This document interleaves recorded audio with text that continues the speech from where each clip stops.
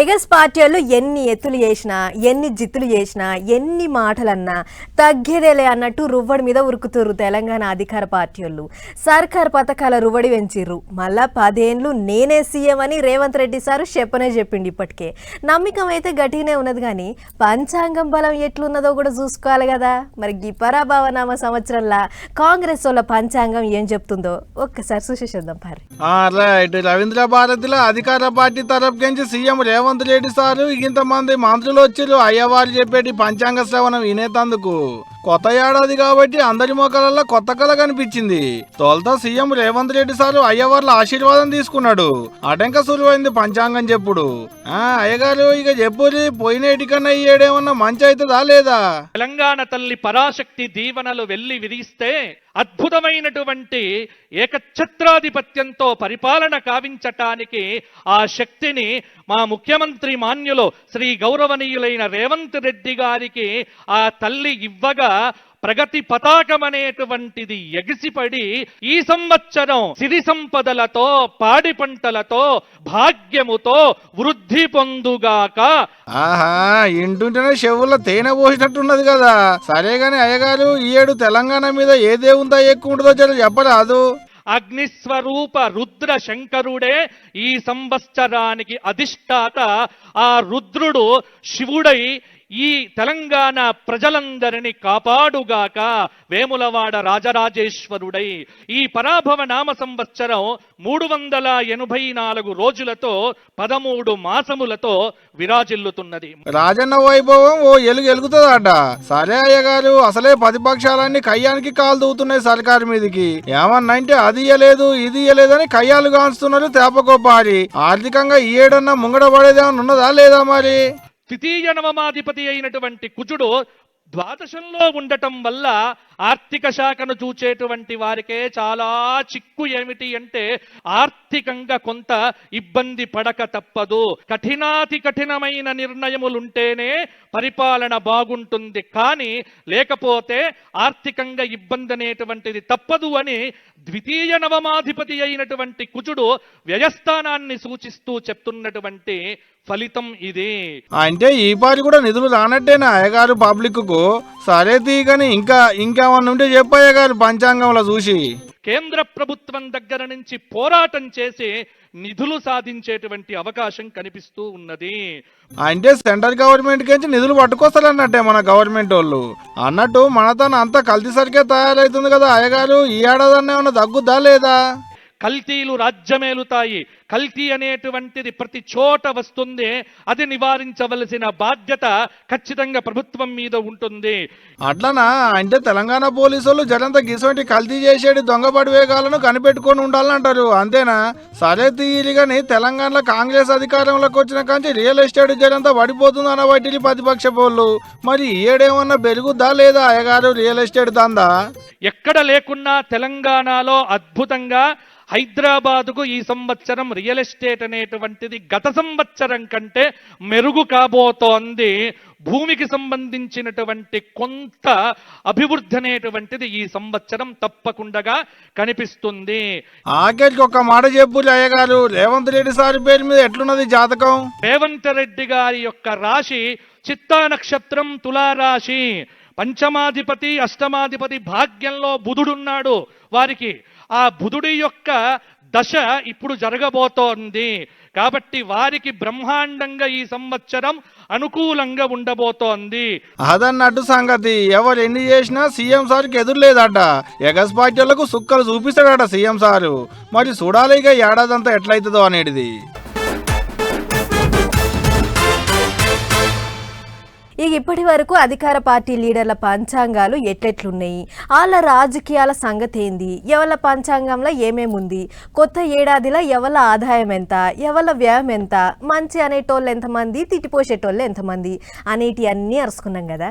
ఇప్పుడు తెలంగాణలో ప్రతిపక్ష లీడర్ల పంచాంగాలు ఎట్లెట్లున్నాయో అవి కూడా చూద్దాం పార్రి. రైట్. తెలంగాణ ప్రతిపక్ష పార్టీలు కూడా పంచాంగాలు చూపించుకున్నాయి. అధికారం కోల్పోయి ఒకరు, ఎట్లయినా అధికారంలోకి రావాలని ఇంకొకరు, పార్టీ వెట్టుడు పెట్టుడే కుర్చీకి సూటి పెట్టాలని ఇంకొకరు. గిట్ల ఎక్కడోళ్ళక్కడ రాజకీయ పంచాంగం ఎట్లుంది ఏం కథ అనేది ఉగాది పండుగ పూట పంచాంగాలు చూపించుకుని ప్రతిపక్షాల లీడర్ సాబులు. పార్టీ రూపురేఖలు ఎట్లున్నాయి, రేపటి భవిష్యత్తు ఎట్లుండబోతుంది, జనాలు మళ్ళా మన దిక్కు చూస్తారా లేదా అని అన్ని ముచ్చట్లను పంతులను అడిగి తెలుసుకుర్రు. మొదలు కారు పార్టీల కాంచి మొదలు పెడితే ఆ పార్టీ పెద్ద లీడర్ రావణ తెలంగాణ భవన్లో పంచాంగ శ్రవణం విన్నాడు. పార్టీ పతార ఈ ఏడు ఎట్లుండబోతుంది, అధికారంలోకి వస్తావా రావాలంటే ఎసొంటి ఇకమతులు చేయాలనే ముచ్చట్లన్నీ రావణ శ్రద్ధగా విన్నాడు పంతులు చెప్తుంటే. ఈ సంవత్సరము 4 తూముల వర్షమైతే 2 తూముల గాలి ఉన్నది, 11 వీసముల పంట ఉన్నది. అంటే జలాశయాలు సమృద్ధిగా ఉండి పంటలు బాగా పండి రైతులకు సంతోషం కలిగించేటువంటి యొక్క విషయము ప్రతిపక్షం వారి ద్వారా ప్రభుత్వానికి హెచ్చరించి అట్టి స్థితిగతులు కలిగించే అవకాశం ఈ సంవత్సరంలో ఉంది అని మనము గొప్పగా చెప్పుకునే అవకాశం ఉన్నది. ఇక కార్పాటోల పంచాంగం ముచ్చటిట్లుంటే అటు నాంపల్లిలో ఉన్న పువ్వుపాటి పెద్ద ఆఫీసులో పంచాంగం విన్నాడు పార్టీ పెద్ద రామచంద్రరావు సారు. సెంటర్ మంత్రి కిషన్ రెడ్డి సార్ కూడా హాజరుపడ్డ ఈ కార్యంలో పంతులు పరాభావ నామ పంచాంగం చెప్తుంటే పార్టీ క్యాడర్ అంతా చెవులు పెద్దగా చేసుకొని విన్నారు. మంత్రి కుజుడు రక్షణ శాఖ పటిష్టంగా ఉంటుంది. కుజుడు అంటేనే యుద్ధగ్రహం. దేశానికి కావచ్చు, రాష్ట్రానికి కావచ్చు, మనకు కావచ్చు. కుజుడు మంత్రి, రక్షణ శాఖ పటిష్టం.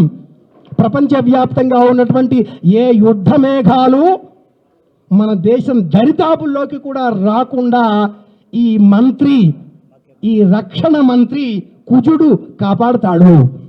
ఇక వీళ్ళ పంచాంగం ముచ్చటిట్లుంటే అటు జాగృతి ఆఫీసుల ఇంటాయనతో కూడి పంచాంగం శ్రవణ విన్నది కవితక్క. పెట్టబోతున్న కొత్త పార్టీ పేరు అచ్చొస్తుందా, పార్టీ పేరులో తెలంగాణ ఉంది, ఆ సెంటిమెంట్ ఏ పార్టీ పనిచేస్తుంది, పురుడు పోస్తున్న పార్టీ ముంగడ ఎట్లుండబోతుంది అనే ముచ్చట్లన్నీ అడిగి తెలుసుకుంది అక్క. ఇక పంతులు పంచాంగం ముచ్చట్లు మంచి చెడ్డలా అని చెప్తుంటే జాగ్రత్త ఎమ్మటి విన్నది కవితక్క. ఎందుకంటే మంచి చేయడానికి ముందుకెళ్ళటోళ్ళని ఎవరైనా అంటనే ఉంటారు. మన కవిత గారు మంచి చేద్దామని కదా వెళ్ళేది, అనిల్ గారు కూడా మంచి చేద్దామని కదా వెళ్ళేది, అంటనే ఉంటారు.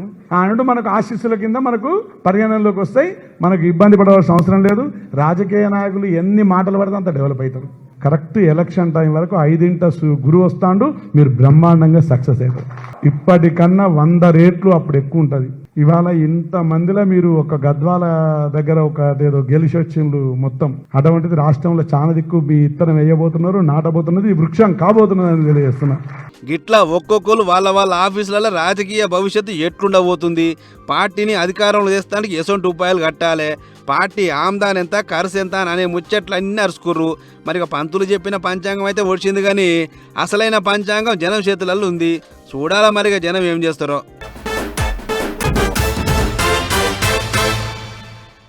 అధికారంలోకి వచ్చిన కాడ నుంచి వెనకకు మరీ చూడకుండా నడుస్తున్నారు ఆంధ్రాల అధికార పార్టీ వాళ్ళు. సైకిల్ గిలాస పువ్వు పార్టీ వాళ్ళు కూటమి అయ్యి అధికారంలోకి వచ్చిర్రు. సెంటర్ సర్కార్ అండ కూడా ఉండుతోని రువ్వడి మీద పని చేస్తుర్రు గవర్నమెంట్ వాళ్ళు. కానీ నడమ ఎగస్ పార్టీ వాళ్ళు కూడా సర్కార్ వాళ్ళ పనులను ఎత్తి పొడుచుకుంటూ వస్తుర్రు. అట్లా ఇక కొత్త తెలుగు ఏడాదిలా అధికార కూటమి వాళ్ళకి ఎట్లుంది, ప్రతిపక్ష పోళ్ళకి ఎట్లుంది, అసలు పంచాంగం ఏం చెప్తుంది అంత ఓ మలకరుసుకొని వద్దాం భారీ. విజయవాడ తుమ్మలపల్లి కళాక్షేత్రంలో అధికార పార్టీ వాళ్ళు, తాడేపల్లిలో ఉన్న పంక పార్టీ ఆఫీసులో ప్రతిపక్ష పోళ్ళు పట్టు పంచలు కట్టుకుని చెల్లబట్టలు వేసుకుని లీడర్లు అంతా వచ్చారు అయ్యవార్లు చెప్పేటి పంచాంగ శ్రవణం వినేతందుకు. మంత్రులను ఎంబడేసుకుని సీఎం చంద్రబాబు నాయుడు సార్ వస్తే ఇంటి ఆమెను ఎంబడి పెట్టుకుని పాత సీఎం జగనాల్ సార్ వచ్చిండు. ముందుగాల కూటమి సర్కార్కి ఎట్టుందో అయ్యగారిని అడుగుదాం. ఇక చెప్పరాలి అయ్యగారు, ఆంధ్రాల కూటమి సర్కారు ఎట్టెట్ట పాలన నడిపిస్తుందో. ఇటువంటి నేత మనకు దొరకటము ఆంధ్ర ప్రజలు తెలుగు వాళ్ళ అదృష్టం. రాజు బృహస్పతి, మంత్రి కుజుడు, ఇద్దరు మిత్రులు.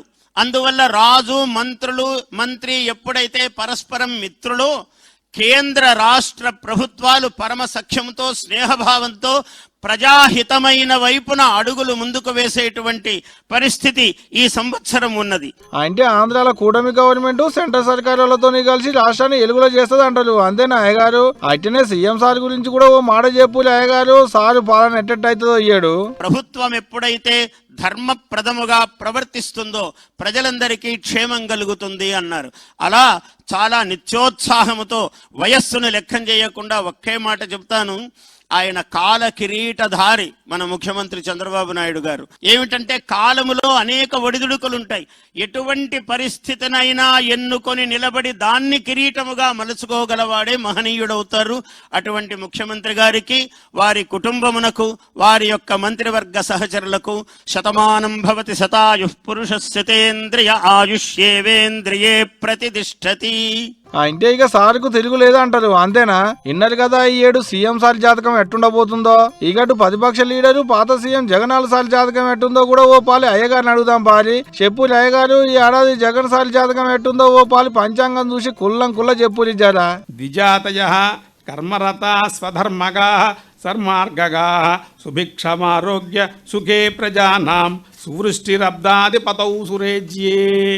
ఈ గురుడు గనక రాజ్యాధిపతి అవడం చేత రాజులందరూ నీతిమంతులై పరిపాలన చేస్తారు. ప్రజలందరూ కూడా ఆరోగ్యంగాను సుఖంగాను సుభిక్షంగాను ఉంటారు అని మనకి ఈ పరాభవనామ సంవత్సరంలో రాజుగా గురుడు అధిపతి రావడం వల్ల వచ్చినటువంటి ఫలితం. సార్లు కూడా అంత మంచిగానే అవుతుందట. ఈ గిట్ట అయ్యవార్లు పంచాంగం చెప్తుంటే ముద్దుగా కూర్చొని నిన్న రాళ్ళు మొగలిద్దరు. మరి చూడాలి ఈ ఏడాది ఆంధ్రాలో ఏ లీడర్కు మంచి జరుగుద్దో అనేది రేపు.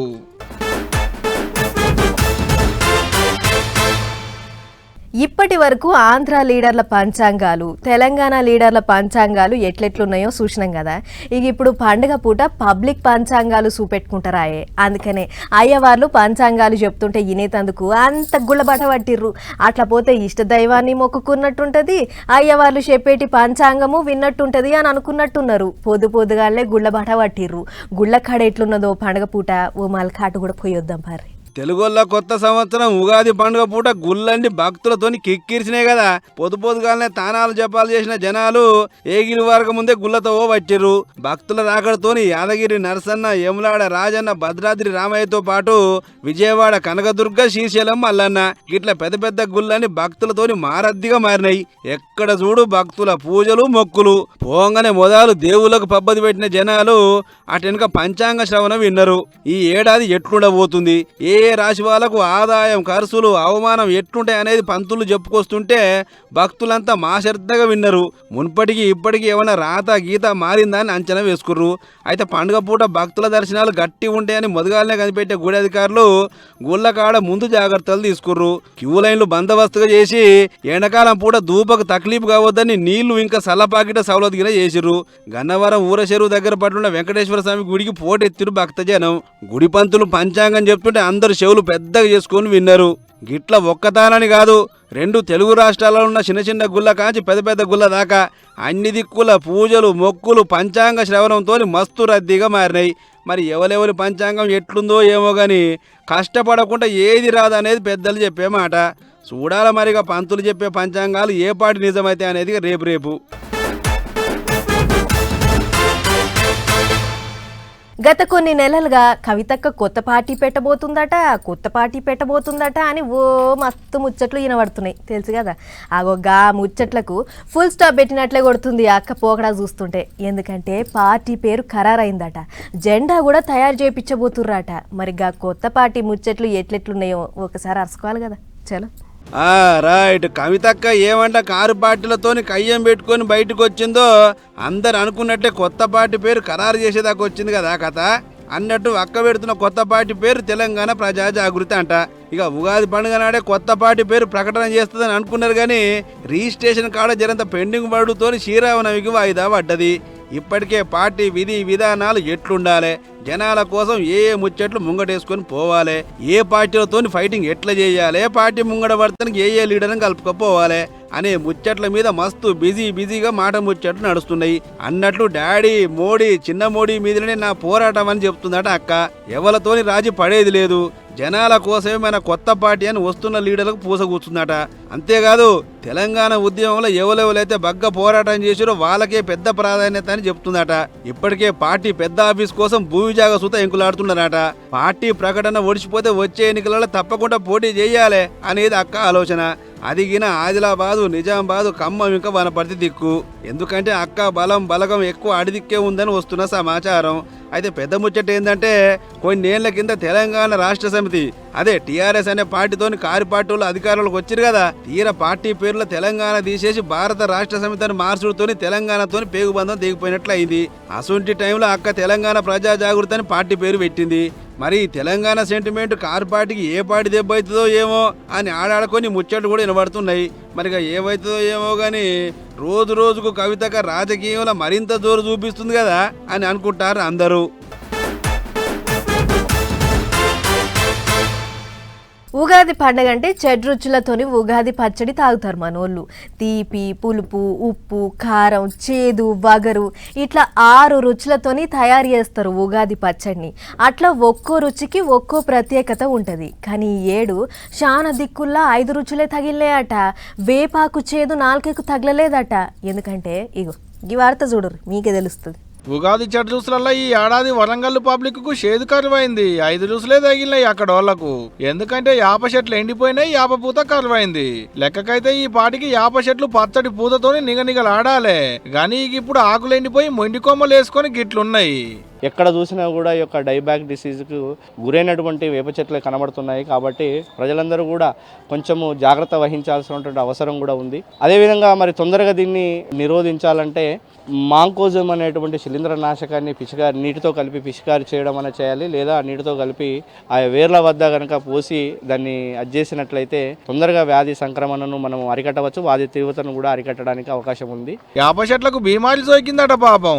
ఈ ఏడు కొత్తగా సోకిన బీమారి కాదుల్లో ఓ 5 ఏళ్ల సంది ఇదే కథ. ఉగాది ముంగట యాప చెట్లకు బీమార్లు సోకుడుతోని పూత పూసింది లేదు, పూసిన పూత రాలకుంటున్నది లేదు. లెక్కకైతే యాప చెట్లకు ఏ బీమార్లు రావు. అసవంటిది ఇప్పుడు గిట్ట అయ్యేటాలకు పండగ పూట దర్వాజలకు 2 కొమ్మలు చెక్కుకుందామన్నా దొరకకుంటాయినాయి. వేప చెట్లకు సోకిన వైరస్ వల్ల చెట్లన్నీ ఎండిపోవటం, ఎక్కడ కానీ పూత కనిపించకుండా అయింది. దీన్ని చాలామంది మూఢనమ్మకాలతో ఒక కీడు జరుగుతుందని, చెట్లకు ఏదో కీడు సోకిందని, మనకది కీడని, వేప పువ్వు దొరకటలేదని ప్రచారం చేస్తున్నారు.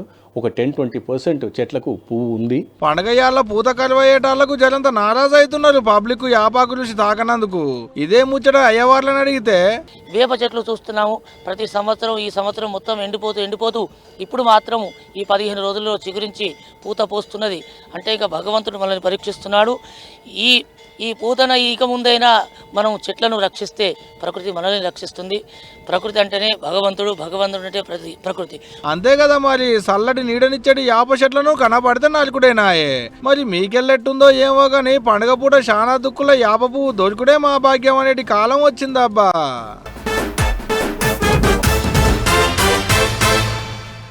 నచ్చిన హీరో గారి కొత్త సినిమా టాకీస్లకు వస్తున్నది అంటే అభిమానుల సంబరం చిన్నగా ఉంటుంది. ఇక బ్యానర్లు కట్టుడే కాదు, టాకీస్లన్నీ ముద్దుగా ముస్తాబ్ చేసుడే కాదు, నెత్తులకు రిబ్బెన్లు కట్టుకొని హీరో గారికి జేజేలు కొట్టుడే కాదు, కొబ్బరికాయలు కొట్టుడే కాదు, ఊదు కడ్డీలు ముట్టించి పూజలు చేసుడే కాదు, మా హీరో సినిమా హిట్ కావాలని పూజలు చేసుడే కాదు. అగో అట్లనే ఇవాళ ఈ హీరో గారి ఫ్యాన్స్ అందడి నడిచింది. ఉస్తాద్ భగత్ సింగ్ సినిమాకు గబ్బర్ సింగ్ ఫ్యాన్స్ గుత్తబట్టిలు టాకీస్లన్నీ. ఏడ చూడు హౌస్ ఫుల్లే.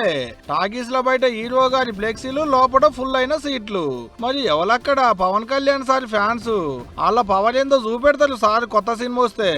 పవన్ కళ్యాణ్ గారి గబ్బర్ సింగ్ తర్వాత ఆ రేంజ్ లో ఆ హెయిర్ స్టైల్ కాంచెల్లి, డ్రెస్సింగ్ సెన్స్ కాంచెల్లి, గబ్బర్ సింగ్ తర్వాత ఆ రేంజ్ లో చూడడం మళ్ళా హరీష్ శంకర్ గారు అలా చూపిస్తుంటే మాకు పూనకాలతో ఊగిపోతాం. ఆయన స్క్రీన్ పైన కనిపిస్తేనే ఆ వైబ్రేషన్స్ వేరే. ఒక 12 సంవత్సరాల తర్వాత మళ్ళీ హరీష్ శంకర్ గారు ఆ రేంజ్ లో తీయడం, మళ్ళీ పోలీస్ గెటప్ లోనే ప్రెజెంట్ చేయడం మాకు చాలా ఆనందంగా ఉంది. పొద్దుగాల కోడిగుయంగా బెనిఫిట్ షోలు వేస్తే తెల్లందనక నిద్రపోతే అంతొట్టు అభిమాన హీరో గారి సినిమా చూడాలని నెత్తులకు ఎర్రత్తు వాళ్ళలు చుట్టుకొని గంపకు ఉత్తగా పోయారు power star fans. Pawan Kalyan గారి అభిమానుల్ని పూర్తి స్థాయిలో అలరించింది.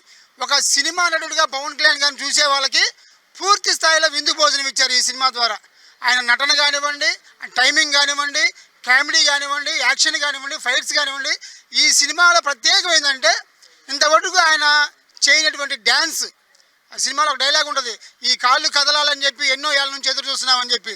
అలాగే ఈ సినిమాలో 2 పాటల్లో ఆయన వేసిన డ్యాన్స్ ప్రత్యేకం. ఈ సినిమా ఒక పవన్ కళ్యాణ్ గారిని ఒక నటుడిగా చూడాలనుకునే వారికి పూర్తి స్థాయిలో ఈ సినిమా విందు భోజనం. డీజే పాటలు, తీన్మార్ దరువులు, ఫ్యాన్స్ స్టెప్పులు అట్టుంటది మరి పవన్ కళ్యాణ్ సార్ ఫ్యాన్స్ అంటే. బస్తాల కొద్దిగా కాగితాలు చింపేస్తే టాకీసులన్నీ చెత్త అంత చేసి బయటకు వచ్చినాక సినిమా ఎట్టుందని అడిగితే ఈ సినిమాలో ఎలా చూడాలనుకున్నాం అంతకు మించి డబల్ చూసాం. సినిమా పవన్ కళ్యాణ్ని బాగా హైప్ చేశారు. హైప్ లేకుండా వచ్చింది సినిమా. ఉగాదికి వస్తాది ఓచకోత. తెలంగాణ, ఆంధ్ర కేకులు కోసుడే కాదు, పాలాభిషేకాలు, పూలాభిషేకాలు చేసుడే కాదు. ఫోటోలకు ఎక్కడ దగ్గాలనో ఎక్కడ నెగ్గాలనో వాళ్ళకు బగ్గ తెలుసు. ఎందుకంటే వాళ్ళు పవన్ కళ్యాణ్ సార్ ఫ్యాన్స్ లెక్కలేనంత తిక్కుంటది. మళ్ళా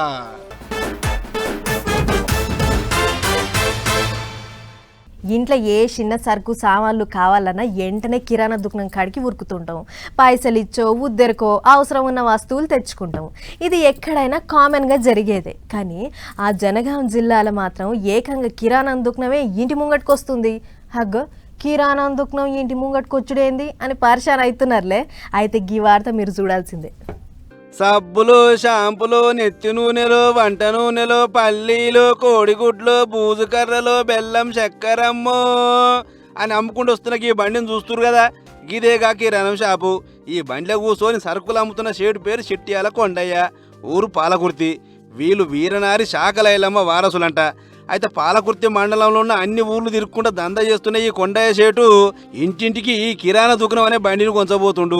ఇక పెనీసుల కాంచి మొదలు పెడితే ఇల్లు దూడ్చే బూజు కర్రల దాకా అన్ని తీర్ల సామాన్లు దొరుకుతాయి. ఇక వెనక బండ్ల మెలగంగా మిగిలిన సామాన్లు ముంగట డ్రైవర్ పక్కన సీట్ల మెలిగిండు. చూడు రే బూజు కర్రలు, ఇస్తరాకులు, కోడిగుడ్లు ఎట్లా మెలిగిండో. ఉప్పు పప్పులు, పేస్టులు, ఇంగువ, శాపత, అగ్గిపెట్టెల కాంచి అన్ని సామాన్లు ఉన్నాయి. అట్లని ఎక్కువ ధరకు పెంచి అమ్ముతున్నారనుకున్నారు సుమా, అన్ని ఎంఆర్పి ధరకే. అవగట్ల విష్ణూర్ అనే ఊళ్ళోకి రాగానే అంగడికి పోయి సరుకులు తెచ్చుకోలేని ముసలోళ్ళంతా బండి కాడ చేరిర్రు. ఇక ఈ తాత కోడిగుడ్లు కొంచబోతుంటే గీ అవ్వ ఉల్లిగడ్డలు, ఒక అక్క షాంపులు కొంచబోతుంటే ఇంకో అవ్వ పసుపు ప్యాకెటు. ఇక పొలగాళ్ళకైతే నచ్చిన చిరుతిండి దొరుకుతుంది. ఇట్లా అన్ని తీర్ల వస్తువులకి ఈ బండిన పెద్ద అడ్డ. ఇక ఇదే ముచ్చట మీద దుకున పైన కొండయ్య షెట్టు మాట్లాడుకుంటా, వీరనారి చాకలి ఐలమ్మ మా నాన్నమ్మ, మేము ఏదో జీవనోపాధి కొరకు కిరాణం ఏర్పాటు చేసుకొని మొబైల్గా అంటే చిన్న చిన్న పల్లెటూర్లు ఏమంటే తిరుగుకుంటా మొబైలింగ్ చేసుకుంటా జీవనోపాధి గడుపుకుంటుంది. నాకు కూడా ₹1 కలిసి వస్తానే నేను కూడా బ్రతకడం జరుగుతుంది. వాళ్ళు కూడా ముసలోళ్ళు కానీ వాళ్ళు కానీ కొంచెం బయటికి వెళ్ళిపోలేని పరిస్థితిలో ఉన్న ముసలోళ్ళు కూడా శాతగాని వాళ్ళు కూడా మన దగ్గర కొనడం జరుగుతుంది. ఈ వ్యాపారం మొదలుపెట్టినా నాకు నేను ఫుల్ సక్సెస్గా ఉన్నాను. నేను కూడా సంతోషంగా ఉన్నాను. గిట్లా ఓ తావుల మంచిగా షటర్ వేసి దుకాణం లెక్క పెట్టాల్సిన కిరాణా దుకాణంను గూడ్స్ బండిలో పెట్టి ఊరూరు తిరుక్కుంటే దంతా చేస్తుర్రు.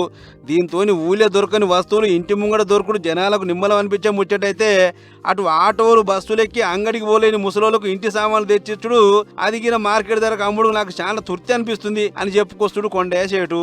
అంతేకాదు చాలా రకాల వస్తువులు అమ్ముతుంటా కాబట్టి నాకు దేంట్లో దాంట్లో కలిసి వస్తుంది అని సంబరపడుతుండు. ఏదేమైనా మొబైల్ క్యాంటీన్, మొబైల్ దవాఖాన లెక్క మొబైల్ కిరాణా షాప్ ఇక మాత్రం మస్తుంది. ప్రజల వద్దకు పాలన లెక్క ప్రజల వద్దకే కిరాణా సరుకుల ఉపాయం ఇంకా సూపర్ ఉంది అని తారీఫ్ చేస్తున్నారు ఈ ముచ్చట చూసే జనాలు. చలో మరి ఇవన్నమాట ఇయాల్టి పటాస్ న్యూస్ ముచ్చట్లు. ఇంకో ఎపిసోడ్లో మళ్ళీ కలుసుకుందాం. నమస్తే.